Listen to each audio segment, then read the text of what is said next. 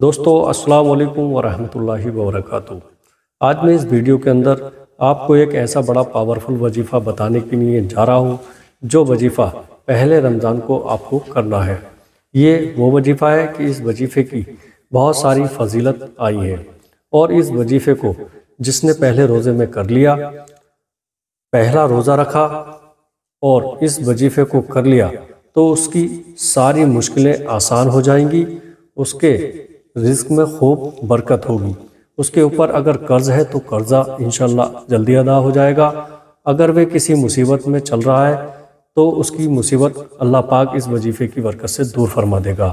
اگر اس کا کوئی کام نہیں بن رہا ہے اور وہ چاہ رہا ہے یہ میرا کام بن جائے، یہ میرا کام ہو جائے، اگر آپ کا کام اٹکا ہوا ہے تو اس وظیفے کو پہلے روزے میں ضرور کریے گا۔ انشاءاللہ آپ کا اٹکا ہوا کام نکل جائے گا، یعنی آپ کا اٹکا ہوا کام پورا ہو جائے گا۔ اسی طریقے سے وہ لوگ جو بیماری میں جھلس رہے ہیں، بہت دنوں سے بیماری ان کو گھیرے ہوئے ہے، گھر سے بیماری جانے کا نام نہیں لے رہی ہے، تو پہلے روزے کو اس عمل کو، اس وظیفے کو ضرور کریے گا۔ انشاءاللہ بیماری آپ کے گھر سے نکل جائے گی۔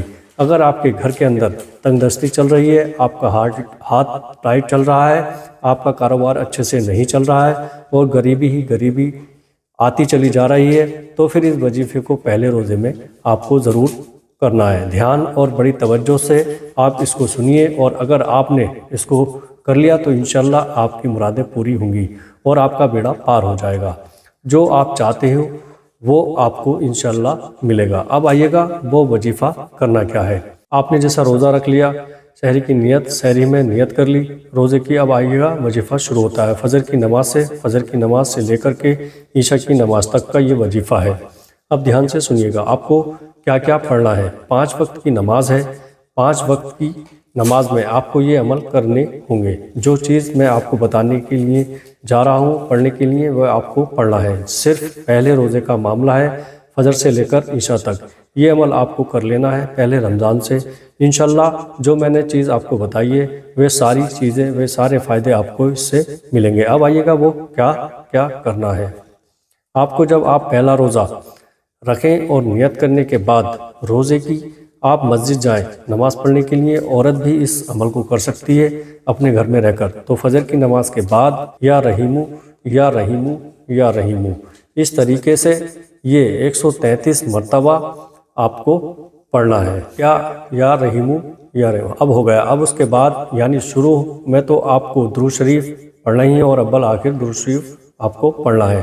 یہ 3 مرتبہ پڑھ لینا، 7 مرتبہ پڑھ لینا، یا 11 مرتبہ پڑھ لینا ہے۔ اب اس کے بعد یعنی شروع میں تو آپ کو درود شریف پڑھنا ہی ہے، اول اور آخر میں بھی درود شریف پڑھنا ہے۔